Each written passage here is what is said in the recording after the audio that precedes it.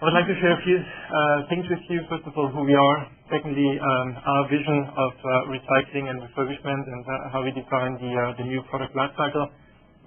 Also a few investment opportunities that we're looking at. And start with the team. Mountain, that's nature, that's outdoor, that's enjoying, but at the same time working hard for the environment. We've been together since 2007. We combine venture capital as well as industry resource experience. One of my partners has been engaged with RWE recycling for about 10 years. We have a strong network in place in the German-speaking region. Good track record from the first fund, and we're part of a family office that is helping us with deal flow, fundraise, but also administrative aspects. Our first fund was started in 2007, and we've been very glad to finish up the first fund just this summer. We're just launching a new fund. 4 weeks ago at this conference, we were still working on the first close, and now we're very happy that we can announce the first close. Target of the fund is around 60 million, but we're glad that we have managed to get in 23 million to date.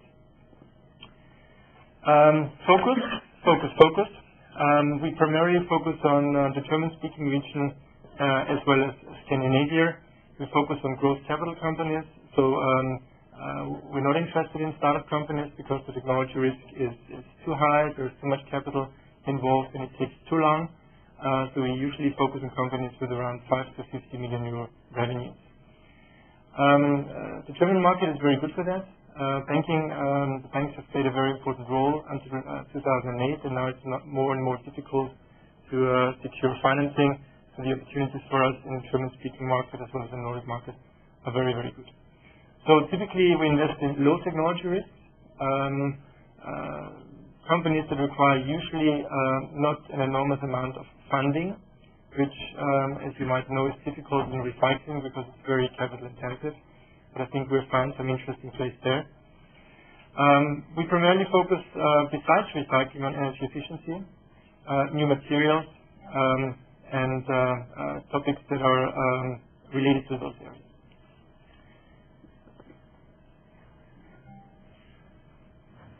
Okay, thank you. Perfect. We did a few investments that worked out well, some others that were okay. SLC processing was one of the examples that really worked out well.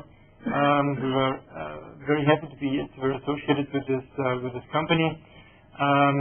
We got introduced in 2007. SLC processing is active in the recycling of slurry from the wafer sewing process in the photovoltaics as well as in the semiconductor industry.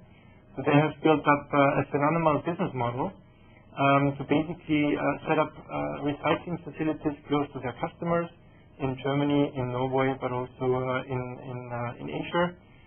They get the slurry from their customers, they recycle it, silicon carbide as well as glycol, and sell it back to the customers on long-term contracts. Very profitable company, really going well, and we positioned the company last year for an M&A as well as an IPO. And the company was picked up by Nordic Capital after about 2.5 years holding period.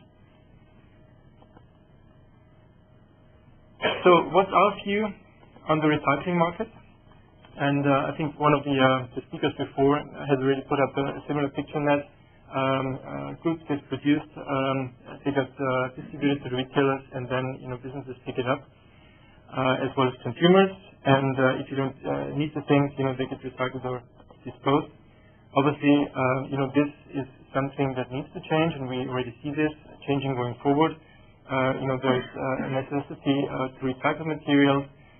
There is a need that this obviously has a huge impact, environmental impact. The damages are huge, and we see an increase in prices for natural resources. So we believe there's a huge market of still functioning products that either are disposed or sit idle in households or companies. We believe there is now a new notion. Besides the primary life cycle, we do see the emergence of the secondary life cycle. So in other words, the extension of the product life cycle. There are new companies coming onto the market around refurbishment and re-commerce, and I think that's a very interesting aspect to look at, and there's going to be huge business opportunities going forward. We see this for a range of products, not only in electronics, not only for laptops and computers, but also look at books, CDs, and other physical goods that sit idle in the households or in companies. So we believe there is a way that you can generate value by extending the life cycle, by refurbishing things, and by selling it on, to a second or a third owner. Obviously, we've already talked about a lot of things that are happening. There's a shortage of raw materials. There is an export stop of some countries like China that restrict the exports of those rare metals. So there are a few drivers that people have been made aware of and that are changing as we speak, and we have to act on that, in my opinion. But there is also a huge economic potential that I would like to highlight to you. There's a lot of e-waste that is disposed annually, but only 13% used to be recovered, and I think some of the speakers before are addressing this issue already. There's a huge untapped market for used goods. So in Germany, they estimate that unused or the potential to recycle or to refurbish IT equipment is about 900 million euros per annum. Re-commerce provides good returns for the first user, but also good returns for second or third users. Just look at mobile phones and other things that can be used many times for many different users. It has a huge impact in terms of carbon and carbon dioxide. Refurbishment and re-commerce of a computer prolongs life by about 3 years, and it helps save around 700 kilograms of CO2 per unit. And according to UN, it's about 2 to 10 times more efficient to recycle a metal from electronic devices than to mine it. A few other things, just to go through briefly. A lot of units of consumer electronics goods were stored in 2007, including laptops and PCs and mobile phones. I think everybody here should think about how many electronic goods they have at home that sit idle somewhere. Why is that the case? Because there are so many new things coming on. Every year a new iPhone, every year a new iPad. What do we do with the things that we have in the household? So forth and so on. Just to give you an example, to manufacture a computer or a monitor costs you fossil fuel, chemicals, and about 1.5 tons of water. So they're all things that are getting scarce and that we need to take care of going forward. And last but not least, in addition to the economic benefits, there is a huge danger in terms of the health conditions and environmental risks of hazardous materials. So some examples, a cell phone battery can seriously contaminate 600,000 liters of water if you put it into a landfill. So all things, those are good reasons why we believe there is a market for that there is an increase in raw material prices, but that we're also doing something good, and there's a huge market opportunity. So we've been going out there at the moment and looking at different companies. One that we're looking at the moment is a similar business model to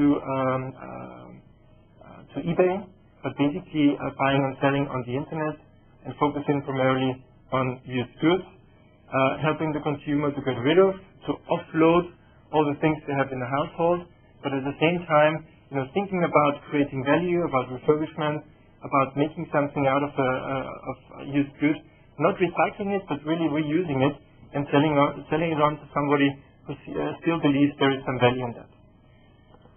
Another company that we're looking at is doing similar things, but focused on enterprises. The same is true with enterprises. When you look into an IT department, you see tons of unused laptops, mobile phones, screens, PCs. So there's a huge market opportunity also in the business-to-business, and we're looking at one company to potentially invest in as we speak. That was the traditional reuse and re-commerce that we see. A casual company, not so much in the electronics, but also a very interesting company we are currently working on for potential investment is in the tire recycling space. I mean, as you might be familiar with the tire industry, used tires, have ended up as a kind of a scrap material, either in asphalt or in concrete, or it has been burned. Clearly, using those resources and recycling them and making out new goods and new materials, similar to the paper industry, similar to the glass industry, I think we're halfway there. We're getting there, and we have identified an interesting business where we would like to build an integrated tire recycling company. So those are three concrete examples. We believe that we're going to see more in the next coming years. It's a great area to be in, and I think a lot of business opportunities. So as I mentioned before, we're currently raising our second fund, which will have a clear focus on our new concept of product lifecycle extension, including re-commerce, refurbishment, as well as recycling. We just announced our first close at 23 million, and the target is around 100 million by the end of 2012. We've set up a classical structure in Luxembourg. It's an onshore regulated structure with a general partner and limited partners that we've chosen to go for. So thank you very much. That's a brief overview. If you're interested in exchanging ideas about areas that you're seeing, we'd be very interested in learning more about this enormous opportunity around recycling and refurbishment.